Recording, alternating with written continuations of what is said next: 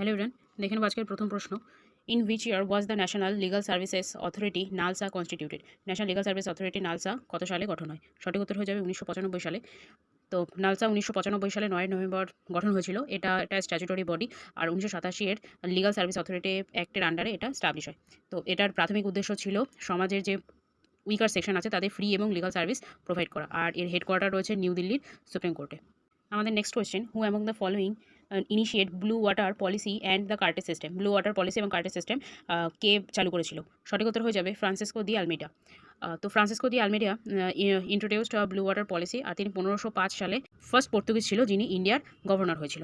তো next question, in which ocean is ring of fire located? কোন কোন Oshane ring of fire located রয়েছে? সঠিক উত্তর হয়ে যাবে প্যাসিফিক ওশান।